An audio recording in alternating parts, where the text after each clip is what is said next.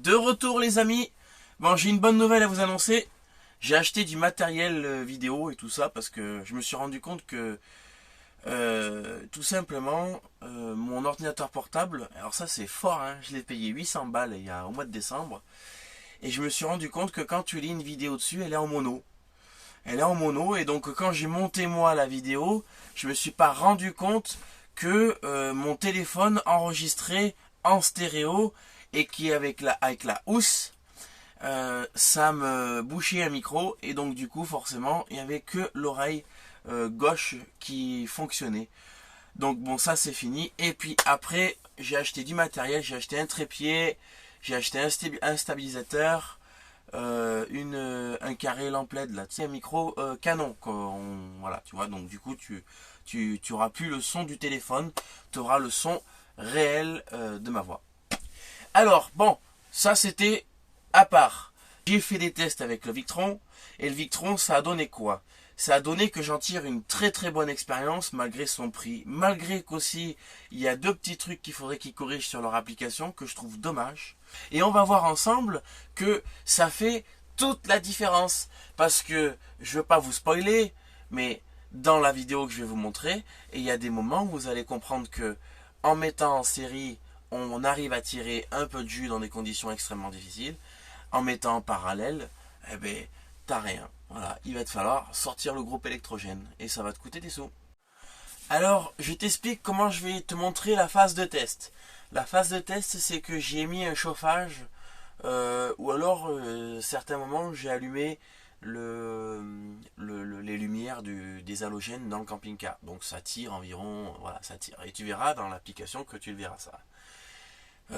Aussi c'est pareil, à chaque début de vidéo, quand je vais dire test du panneau solaire chinois et test du panneau solaire allemand, c'est que je les relie seuls. Et c'est pour voir en fait la différence entre le panneau chinois et le panneau allemand. C'est pour voir sa différence de captation d'énergie tout seul. C'est parti. Panneau solaire chinois. Donc on est à 16 watts, 15 watts à peu près. Donc 14 volts pour 1 ampère. Ok. Donc j'ai mis une charge à ma batterie et elle est en train de charger. Donc tu vois, c'est celui-là panneau. Et en plus il y a une feuille là. J'avais même pas vu. Je sais pas si ça y fait quelque chose, mais non, ça y fait pas. Alors maintenant, je te montre le panneau solaire allemand. On va y arriver. Là. Voilà, donc là.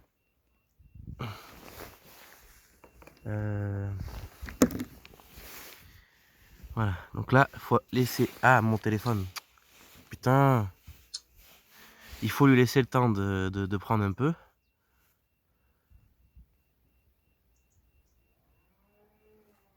Voilà. Donc, il est sacrément sale. Hein. Je ne l'ai pas lavé.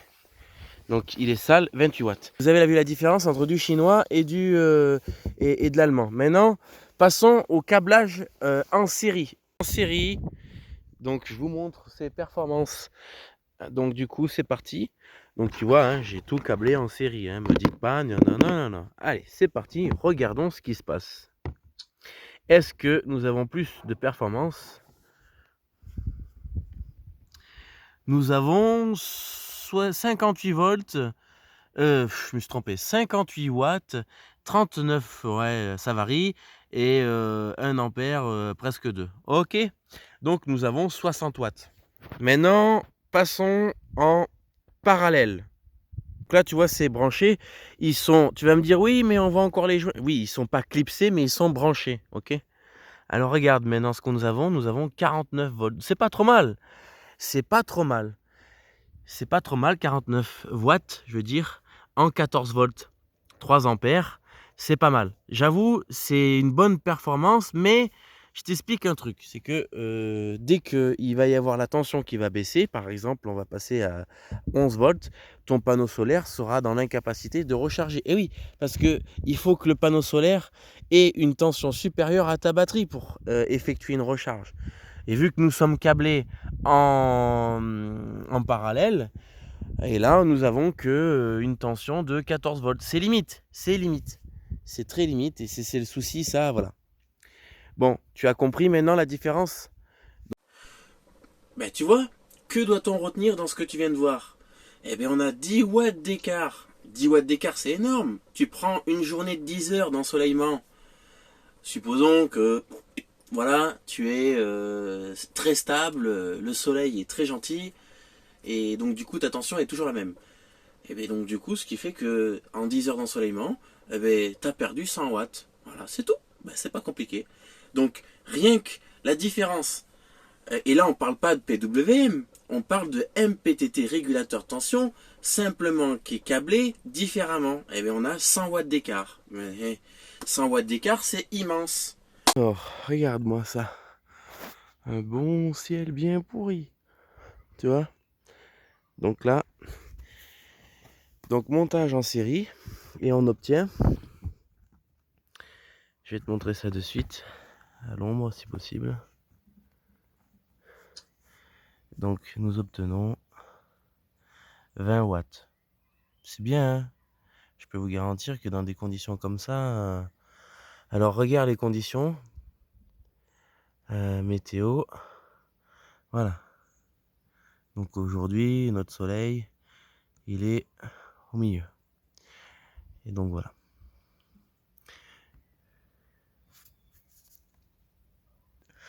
Maintenant, passons au montage parallèle. Donc j'ai ramené mes petits kits et on va voir ça. Donc là, tu peux voir aussi que ça charge la batterie. On a un négatif de 4 ampères, donc on a 2 ampères environ qui est chargé. D'accord? J'ai volontairement, voilà. Et d'ailleurs, ça, c'est ma consommation maximum avec les éléments du camping-car. Voilà. Montage parallèle, donc regarde. On a 14 watts. Donc, et ce que tu vas comprendre, c'est que tu vois, on est à 13 volts. Ma batterie est à 12,46. À partir du moment où ma batterie va devenir supérieure à la tension du panneau solaire, j'ai plus de puissance. Donc tu vois, là, ça commence à... Là, il commence... Il y a un petit peu de soleil, mais... Nous avons 12 watts. 12, 14 watts. Donc ça fait 5 watts de différence environ. Voilà, donc... Maintenant, on va tester, on va faire un test de puissance chinois vs allemand. Panneau solaire allemand branché.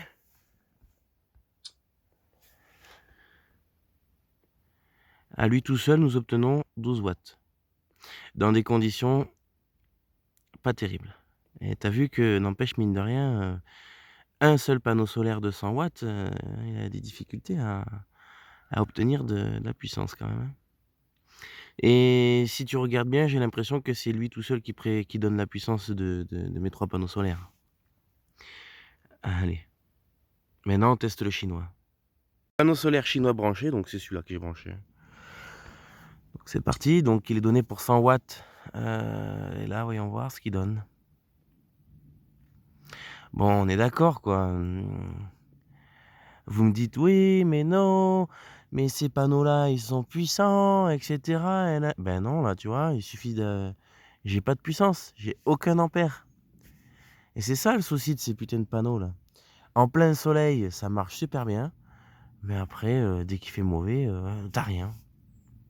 Alors, tu vas me dire, ouais, mais l'autre, il fait que 14 watts. Bah ouais, mais 14 watts, si j'avais 3 fois 14 watts, ça serait pas mal. Là, j'ai 0. Donc, voilà. Et en sachant que c'est le même prix. Hein. Voilà. Alors, là, tu vois, on est dans des conditions, pour le panneau solaire, je dirais la pire que tu puisses rencontrer. C'est-à-dire, purée de poids au niveau du ciel et pluie. Bon, voilà. Donc, tu sais très bien que ça, c'est l'hiver, hein, et on va se taper ça assez souvent. Alors, là, c'est vraiment les conditions, je dirais, vraiment mauvaises. Hein, d'accord? Tu vois, c'est nuageux, très nuageux.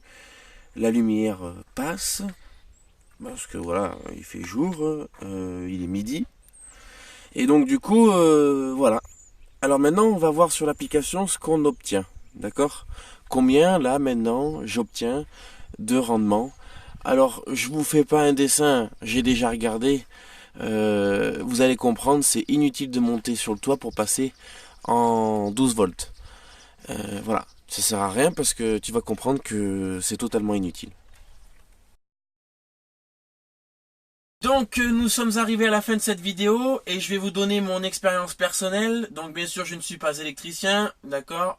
Et puis je ne suis pas bac plus 18 pour donner des conseils là-dedans. Mais c'est mon expérience personnelle avec mes tests personnels.